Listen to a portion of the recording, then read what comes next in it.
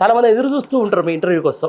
చాలా మంది తెలుస్తలేదు ఈ హేట్ స్పీచ్ అనే దానికి సంబంధించిన ఏందన్న అసలు ఈ బిల్ ఏంది? సింపుల్గా పండుగ గారు, hate speech and hate crimes bill 2026లో రీసెంట్గా రేవంత్ గారి ప్రభుత్వం పెట్టడం జరిగింది. విద్వేష ప్రసంగాలు నేరాల నిరోధక బిల్ ఇది తెలుగులో. ఓన్లీ విద్వేష ప్రసంగాలు నేరాలను నిరోధించడం కోసం ఈ బిల్లు తీసుకొచ్చినాం అన్నట్టు వాళ్ళ బేసిక్ ప్రిన్సిపల్తో బిల్లును పెట్టడం జరిగింది. ఓకే, అసలు విద్వేష ప్రసంగం అంటే ఏందన్నది క్లియర్గా డెఫినేషన్ వాళ్ళు చెప్పలేదు. అసలు నేరాన్ని నిరోధించడానికి సంబంధించిన ఎందుకు ఎట్లా నిరోధిస్తాం అనేది కూడా చెప్పలేదు. అసలు what is the definition of the false statement? విద్వేష ప్రసంగం అంటే ఏంటి, అసలు ప్రసంగం దేనికి పరిధిలోకి వస్తుంది, ఏ మాటలు మాట్లాడితే తప్పు, ఏ మాటలు మాట్లాడకపోతే తప్పు కాదు అనేది ఫస్ట్ వీటి మీద కులంకషంగా డీప్ ఎక్స్ప్లెనేషన్, లీగల్ ఎక్స్ప్లెనేషన్ ఇస్తే బాగుంటుండే. దాని మీద ఒక ఇప్పుడు బీఆర్ఎస్ని వాకౌట్ చేయడం, అక్కడ బిల్లు పెట్టడం, నిజంగా అందరి మెజారిటీ ప్రతిపక్షాన్ని మీరు వాకౌట్ చేయడం జరిగింది, అక్కడ సస్పెండ్ చేయడం జరిగింది. ఆ రోజు ఆ బిల్లు పెట్టడం అంటే కూనంనేని గారు అనుకుంటా ఆ రోజు దీని మీద చాలా వరకు సిపిఎం, ఎంఐఎం, బీజేపీ కూడా దీన్ని యాక్సెప్ట్ చేయలేదు ఈ బిల్లుని. దీనికి ఒక కమిటీ వేయాలని చెప్పడం జరిగింది. అంటే ఇక్కడ ప్రధాన ప్రతిపక్షం అపోజ్ చేసిన బిల్ ఇది. అదేవిధంగా ప్రతిపక్షానికి అనుబంధంగా అంటే ఇప్పుడు కొన్ని కాంగ్రెస్కి అనుబంధంగా ఉన్న పార్టీ సిపిఎం కావచ్చు, సిపిఐ కావచ్చు, అదేవిధంగా ఇప్పుడు బీజేపీ సెంట్రల్ గవర్నమెంట్లో ఉన్న బీజేపీ ప్రభుత్వం కూడా దీనికి సంబంధించిన ఈ బిల్లు కరెక్ట్ కాదు ఇది బిల్లు అనేది ఇక్కడ వేరే రాష్ట్రాల్లో అమలు అవుతుందన్న. కర్ణాటకలో సేమ్ ఇదే బిల్లు 2025లో తీసుకురావడం జరిగింది. Congress government same word hate speech and hate crimes bill 2025లో బిల్లు పెట్టడం జరిగింది అసెంబ్లీలో బిల్లు పెట్టిన తర్వాత దాన్ని గవర్నర్ ఆమోదానికి పంపడం జరిగింది. గవర్నర్ ప్రెజెంట్ ఆ బిల్లుని రిజర్వ్ చేయడం జరిగింది.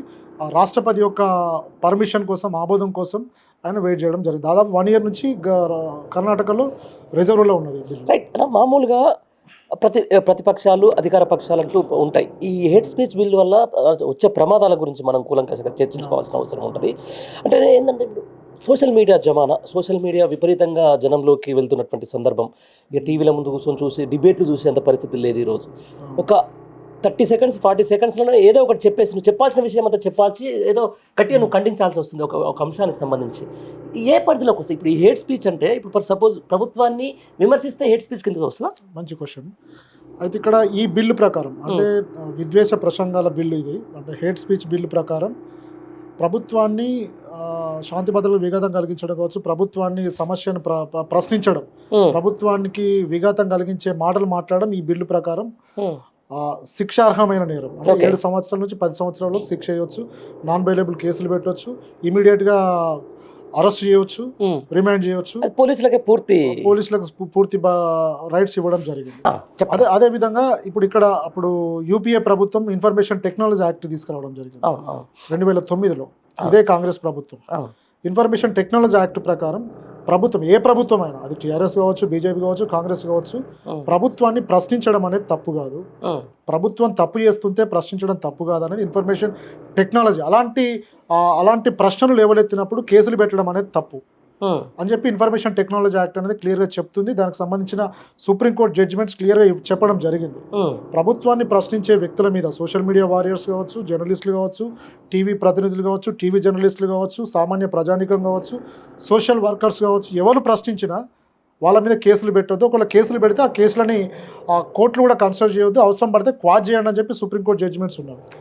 కానీ ఇక్కడ ఆ జడ్జిమెంట్స్కి భిన్నంగా, ఐటీ యాక్ట్కి భిన్నంగా ఈరోజు hate speech and hate crime బిల్లును రాష్ట్ర ప్రభుత్వం తీసుకురావడం జరిగింది. ప్రతిపక్షం విమర్శిస్తూ ఉంటుంది, ప్రభుత్వం ఏం చేసినా దాంట్లో ఎక్కడో ఒక దానికి విమర్శ అనేది మాత్రం దాదాపు ఉంటుంది. ఆ తర్వాత ప్రశ్నించే గొంతుకలు, ఇప్పుడు మాలాంటి జర్నలిస్టులు ఉన్నారు, తర్వాత మీరు అని చెప్పినట్టు సామాజిక కార్యకర్తలు ఉంటారు, వాళ్ళు ఎప్పుడు కూడా ప్రజల పక్షాన ఉంటారు. ఆ తర్వాత కొంతమంది మేధావి వర్గం ఉంటారు. ఇగో ఇది తప్పు అని చెప్పడానికి కొన్ని వేదికలు, రౌండ్ టేబుల్ సమావేశాలు నిర్వహిస్తూ ఉంటారు, ప్రెస్ మీట్లు పెడతా ఉంటారు. ఇటు ప్రధాన ప్రతిపక్షం వాళ్ళ పార్టీ ఆఫీసులలో ఇది తప్పు చేస్తామని చెప్తా ఉంటారు. ఇవన్నీ కూడా ఈ హేట్ స్పీచ్ బిల్లు కిందకే వస్తాయా? 100% దానికి ఎందుకు వస్తాయి. మరి అట్లాంటప్పుడు ప్రభుత్వానికి ప్రశ్నించే తత్వం ఇక్కడ ఉంటుందన్న. అందుకే ఇక్కడ కాన్స్టిట్యూషన్ వయోలేషన్ అనేది క్లియర్గా ఈ బిల్లులోనే మనకు కనబడుతుంది. అంటే ఇక్కడ ఇప్పుడు మీరు అన్నట్టు సమస్యని, ఇప్పుడు హైదరాబాద్ బాధితులు రోడ్ల మీదకి వచ్చి ధర్నాలు చేయొద్దు, ప్రభుత్వానికి శాంతి భద్రతలో విఘాతం కలిగించొద్దు, అదేవిధంగా లగచెల రైతులు వాళ్ళ భూముల కోసం భూములు పోయినా ధర్నాలు కూర్చోవాలి, శాంతి భద్రతలో విఘాతం కలిగిస్తే ఈ కేసు మేము పెడతాం, ఒకవేళ మేము కేసులు పెట్టినా మా మీద, తప్పుడు కేసులు పెట్టినా మా మీద ఏం కేసు పెట్టొద్దు. సెక్షన్ 8 ఇందులో ఈ బిల్లులో క్లియర్గా చెప్తూ సెక్షన్ 8 ప్రకారం ప్రభుత్వ ఉద్యోగులకి ఈ చట్టమే వర్తించదు. ఈ చట్ట ప్రకారం వాళ్ళ మీద యాక్షన్ తీసుకోవడానికి లేదు. తప్పుడు కేసులు పెట్టిన వాళ్ళు ఫాల్స్ ఇన్ఫర్మేషన్ స్ప్రెడ్ చేసినా వాళ్ళ మీద ఏం యాక్షన్ తీసుకోవడానికి లేదు. ఈ చట్టం అమలైతే మాత్రం ప్రభుత్వ ఉద్యోగులకు వరం, ఇది సామాన్య ప్రజలకి ఒక పెద్ద శాపం అవుతుంది కదా. ప్రతిపక్షాల గొంతు నొక్కడమే అవుతుంది కదా. ఇప్పుడు ప్రశ్నించే గొంతు గల పరిస్థితి ఏంది ఇప్పుడు ఈ బిల్లు కనుక అమలైతే? సరే, ఇదంతా కొంచెం జనాలకు అర్థమయ్యేటట్టు కూడా మనం ఈ చాలా వరకు చూసినాం అన్న. గత 10 ఏళ్ళు తెలంగాణ ఉద్యమం తర్వాత తెలంగాణ రాష్ట్రం వచ్చిన తర్వాత చాలామంది సోషల్ మీడియాలలో కానీ లేకపోతే వాళ్ళ వ్యక్తిగత ప్రాపగండ కోసం అప్పుడున్నటువంటి నాయకుల మీద పేర్లు మార్చి, ఇక లైక్ తైతక్కలు అనో లేకపోతే ఈరది అదని ఇదని వాళ్ళ పేర్లు మార్చి అక్రమ సంబంధాలకు సంబంధించిన ఎన్నో స్పీచ్లు చూసినాం. ఈరోజు అట్లాంటి ప్రజాప్రతినిధుల దాకా కూడా వచ్చారు. సో ఇప్పుడు ఇట్లా అదొక ప్రమాణికం తీసుకొని ఈ హేట్ స్పీచ్ను చేసిన నిజంగానే ప్రశ్నించే గొంతుకల మీద కాలు పెట్టి తొక్కే ప్రయత్నంలో బాగానే ఈ బిల్లు వచ్చిందంటారు. అంటే నిజంగా ప్రభుత్వానికి ఈ బిల్లు ఆవశ్యకత ప్రస్తుతానికి లేదు. అదే ఎందుకు ఈ బిల్లు తీసుకురావచ్చిందంటే, ఈ మధ్యలో నల్లబాలు కేసుల విషయంలో ప్రభుత్వం సుప్రీంకోర్టు కూడా వెళ్ళడం జరిగింది. ప్రభుత్వానికి సుప్రీంకోర్టు డైరెక్షన్ ఇవ్వడం జరిగింది, కొన్ని ఉత్తర్వులు కూడా ఇవ్వడం జరిగింది. ఇలాంటి కేసులలో, సోషల్ మీడియా కేసులలో ప్రభుత్వాన్ని ప్రభుత్వాన్ని ప్రశ్నించే కేసులలో, ఈ సోషల్ మీడియాలలో వాస్తవిక కోణంలో ప్రభుత్వాన్ని ప్రశ్నిస్తున్నప్పుడు మీరు సోషల్ మీడియా వారియర్స్ మీద కావచ్చు, ప్రభుత్వ ఏదైతే ప్రతిపక్షాల మీద పొలిటికల్గా మిమ్మల్ని ప్రశ్నిస్తున్నప్పుడు కేసులు పెట్టొద్దు. పెడితే మాత్రం మీ మీద రివర్స్ కేసులు పెట్టే అవకాశం ఉంటుందని క్లియర్గా జడ్జిలకు, మేజిస్ట్రేట్లకు సుప్రీంకోర్టు చెప్పడం జరిగింది. అదేవిధంగా కన్సర్న్ డీజీపీ గారు కూడా ఉత్తర్వులు ఇవ్వడం జరిగింది. ఇప్పుడు దీని ప్రకారమే అంటున్నాయి. ఇప్పుడు ఒక ఊళ్ళల్లో ఒక ప్రజాప్రతినిధి ఉందనుకుందాం, అధికార పార్టీ ప్రజాప్రతినిధి, సర్పంచ్ ఉంటాడు, తర్వాత వార్డు మెంబర్స్ ఉంటారు. ఒక మనిషి, ఒక సాధారణ మనిషి ఆయన ఇంటి ముంగట ఏదో జరగలేదు, ఏదో ఒక మాట అనేసింది అనుకో, నిజంగా తీసుకుపోయి ఇప్పుడు 7 ఏళ్ల జైలు శిక్ష చేసి లేకపోతే అంత పెద్ద జైలు చుట్టూ తిప్పడం ఎంతవరకు కరెక్ట్ ఈ బిల్లు వల్ల? ఇక్కడ ఇంకోటి పండుగ బ్రదర్, ఇక్కడ నిజంగా బిఎన్ఎస్ యాక్ట్ని కూడా ఇక్కడ వైలేట్ చేసినట్టు కనబడుతుంది. నిజంగా మీరు అన్నట్టు తన సమస్యను ప్రభుత్వానికి చెప్పడం కోసం తను ప్రశ్నిస్తున్నప్పుడు, తను బాధను చెప్తున్నప్పుడు ఈ బిల్లు ప్రకారం, ఈ చట్టం ప్రకారం ఆయన మీద కేసు పెట్టవచ్చు. నాన్ అవైలబుల్ కింద వితౌట్ కోర్ట్ పర్మిషన్ తీసుకోకుండా రిమాండ్ చేయవచ్చు, జైలుకు పంపవచ్చు. కానీ ఇక్కడ ఒక బిఎన్ఎస్ యాక్ట్ అనేది ఉన్నది, కొత్తగా మోడీ ప్రభుత్వం తీసుకొచ్చిన యాక్ట్ అనేది. నిజంగా కొన్ని అందులో అమెండ్ చేసినటువంటి కొన్ని కొత్తగా రూపొందించినటువంటి సెక్షన్స్లో ఒక వ్యక్తి కంప్లైంట్ ఇచ్చిన తర్వాత 14 రోజుల విచారణ పీరియడ్ని ఆ చట్టాలు చెప్పడం జరుగుతుంది.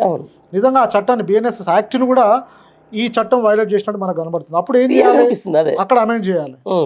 ఇప్పుడు ఒక 14 రోజుల వ్యవధిని ఏదైతే కంప్లైంట్ ఇచ్చారో అది వాస్తవమా కాదా అని దాని మీద ఒక వ్యవధిని నిర్ణయించినప్పుడు ఇమీడియట్గా నువ్వు కేసు ఎట్లా బుక్ చేస్తావు? నిజంగా కేసు బుక్ చేసి ఆయనను కోర్టు పర్మిషన్ లేకుండా రిమాండ్ ఎట్లా చేస్తావు? దాని మీద ఎంక్వైరీ లేకుండా ఆయన నిందితుడని నువ్వు ఎట్లా చెప్తావు? ఈ చట్ట ప్రకారము ప్రశ్నించిన వ్యక్తిని కన్విక్ట్ అంటే శిక్షార్హుడు అన్నట్టే చెప్తున్నది ఈ చట్టం. ఇదే విషయానికి సంబంధించి చాలా మంది, నేను రీసెంట్గా కూడా మనం సోషల్ మీడియాలో చూసినాం, సంగారెడ్డిలో జగ్గారెడ్డి గారు పోలీసుగా సంబంధించిన విపరీతమైనటువంటి పరుష పదజాలం మనం విన్నా. ఆ తర్వాత నేను మంత్రి పొన్నం ప్రభాకర్ కొన్ని దిక్కుల పరుష పదజాలం విన్నా, రైట్, అది వేరే. తర్వాత రీసెంట్గా మొన్న శ్రీరామనవమి రోజు ఇక్కడ రాజా సింగ్ కూడా విపరీతమైనట్టు ఒక మతాన్నిగా ఆయన, ఇక మనం ఈ దాంట్లో మనం మాట్లాడొద్దు. ఇంత జరుగుతున్నా ఓకే, ఇక సాక్షాత్తు అసెంబ్లీలోకి వస్తే దానం నాగేందర్ ఇష్యూ మీకు తెలుసు, ఆయన మాట్లాడిన విధానం, సభకు బయటికి రారా చూసుకుందాం, తర్వాత మీ కథ ఏందో, మీ కార్ఖాన ఏందో, ఇవన్నీ కూడా ఆన్ రికార్డు ఈరోజు మనకు కొట్టిన సోషల్ మీడియాలో కనపడుతున్నటువంటి విషయం. రీసెంట్గా కొంతమంది ఎమ్మెల్యేలు కత్తుల కోలాటాలు ఆడతామని చెప్పేసి కూడా అసెంబ్లీలో అంటారు. మరి ఇవన్నీ హేట్ స్పీచ్ కిందకి రావా?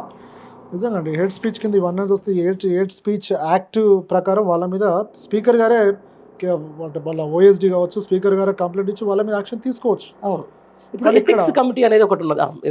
కానీ ఇక్కడ దీనికంటే ముందే నేను చెప్తున్నాను, అంటే ఇప్పుడు చాలా వరకు అసెంబ్లీలో మనం చూస్తున్నాం, దానం గారు కావచ్చు, ఇంకా చాలా వరకు కాంగ్రెస్ సంబంధించిన వాళ్ళు టీఆర్ఎస్ నాయకులని అసెంబ్లీ సాక్షి కూడా దుర్భాషలు ఆడడం మనం చూస్తున్నాం. విద్వేషపూరిత ప్రసంగం అనేది అసెంబ్లీ సాక్షిగా జరుగుతున్నది. జరిగినప్పుడు వాళ్ళ మీద ఇప్పటివరకు ఆ పదాలు తొలగించినామని స్పీకర్ చెప్తున్నారు తప్ప వాళ్ళ మీద ఎలాంటి డిసిప్లినరీ యాక్షన్ తీసుకోలేదు. కానీ ఇక్కడ నేను దాదాపు 2 సంవత్సరాల క్రితం అనుకుంటా, బీఆర్ఎస్ సంబంధించిన ఒక సోషల్ మీడియా కార్యకర్త ఏదో చిన్న కామెంట్ చేసిండ్రు, ఏదో అసెంబ్లీ సాక్షి ఇలా జరుగుతుంది, స్పీకర్ గారు చూస్తూ ఏదో పెడితే ఆయన మీద ఆయన ఏదో చావుకి వెళ్ళిండు ఒక కార్యకర్త. చావుకి వెళ్తే ఆయన మీద ఓఎస్డి స్పీకర్ ఓఎస్డి గారు సైబర్ క్రైమ్స్లో కంప్లైంట్ పెట్టడం, ఆయన చావు నుంచి తీసుకొచ్చి అరెస్ట్ చేసి రిమాండ్ చేయడం జరిగింది. కానీ ఇమీడియట్గా మేము జడ్జి దగ్గరికి వెళ్ళి this is not a offence, this is below 7 years Arnesh Kumar judgement ప్రకారం ఈయన అరెస్ట్ చేయడానికి లేదని, మేము గ్రౌండ్స్ ఆఫ్ అరెస్ట్ ప్రాపర్గా లేవని చెప్పి, అరెస్టే రాంగ్ అని చెప్పి మేము జడ్జి దగ్గర మేము క్వశ్చన్ చేసినప్పుడు జడ్జి రిమాండ్ రిజెక్ట్ చేయడం జరిగింది. అంటే ఒక సామాన్యుడు ప్రశ్నిస్తే మాత్రం ఆయనను అరెస్ట్ చేస్తారు. అసెంబ్లీ సాక్షిగా ఒక ఎమ్మెల్యేలు మంత్రులు విద్వేషపూరిత ప్రసంగాలు చేస్తే మాత్రం వాళ్ళ మీద యాక్షన్ తీసుకోవాలి. అంటే స్పీకర్గా ఇక్కడ సమన్వయం చేస్తుండే అనడానికి ఆ స్పీకరే మనకు సాక్షిగా ఇక్కడ నిలబడుతున్నాడు. అదే అండి, అసెంబ్లీ అనేది చాలా హుందాగా నడవాలి, చాలా హుందాగా ప్రవర్తించాలి ప్రజాప్రతినిధులు. రోజు ముఖ్యమంత్రి స్థాయి వ్యక్తులు బడివే, మరి దీన్ని ఎట్లా చూస్తారు? మరి ఇది హేట్ స్పీచ్ కిందికి రాదా అంటే మీరేమంటారు? అంటే ఇక్కడ నిజంగా మనం ఈ మధ్యలో పార్టీ ఫిరాయింపుల చట్టం చూసినాం, ఫిరాయించినట్టు ఆధారాలు ఉన్నా కానీ వాళ్ళ మీద యాక్షన్. దాని గురించి మనం కానీ ఇక్కడ కూడా ఇప్పుడు ఈ బిల్లు ప్రవేశపెట్టిన తర్వాత కూడా పాండరి గారు బిల్లు ప్రవేశపెట్టిన తర్వాత కూడా ఏమవుతుంది అంటే, ఇప్పుడు కాంగ్రెస్ కంప్లైంట్ పెడితే వితౌట్ ఆ 14 days పీరియడ్ లేకుండా ఇమీడియట్గా మినిట్స్లో ఎఫ్ఐఆర్ చేస్తున్నారు. అదే బీఆర్ఎస్ కార్యకర్తలు ప్రజాప్రతినిధులు కంప్లైంట్ పెడితే దాన్ని కోర్టు ఒపీనియన్ తీసుకొని క్లోజ్ చేసుకుంటున్నారు. అంటే బీఆర్ఎస్ పార్టీ పెడితేనేమో కోర్టు ఒపీనియన్ కావాలి, కాంగ్రెస్ కార్యకర్తలు కావచ్చు, కాంగ్రెస్ సంబంధించిన కంప్లైంట్స్ పెడితే మాత్రం ఇమీడియట్ ఎఫ్ఐఆర్ చేసి రిమాండ్ చేయడం, మేము కోర్టులోకి వెళ్ళి అప్పుడు క్లాజ్ చేసుకోవడం జరుగుతుంది. కానీ ఇక్కడ ఇలాంటి బిల్లు వచ్చినప్పుడు మాత్రం ఇక్కడ వాళ్ళకు సంబంధించి ఏదైతే కాంగ్రెస్ కార్యకర్తలు ఉంటారో వాళ్ళు ఏం మాట్లాడినా వాళ్ళ మీద యాక్షన్ తీసుకోవడానికి ప్రీవియస్గా పెట్టిన ఎఫ్ఐఆర్లు కావచ్చు, కంప్లైంట్స్ కావచ్చు, ప్రీవియస్ పెట్టిన పోలీసులు తీసుకున్న యాక్షనే మనకు ఉదాహరణలో నిలుస్తుంది. నాకు తెలిసి వాళ్ళ మీద ఎవరు కంప్లైంట్ చేయరు. ఒకవేళ మేము కంప్లైంట్ చేసినా, బీఆర్ఎస్ పార్టీ కార్యకర్తలు కంప్లైంట్ చేసినా వాళ్ళ మీద యాక్షన్ తీసుకోవడం అనేది జరగదనడానికి 2.5 సంవత్సరాల కాలంలో మేము పెట్టిన కంప్లైంట్స్, మేము ఇచ్చిన ఫిర్యాదులే ఆదర్శంగా మనకు ఉదాహరణలుగా మనకు నిలుస్తాయి.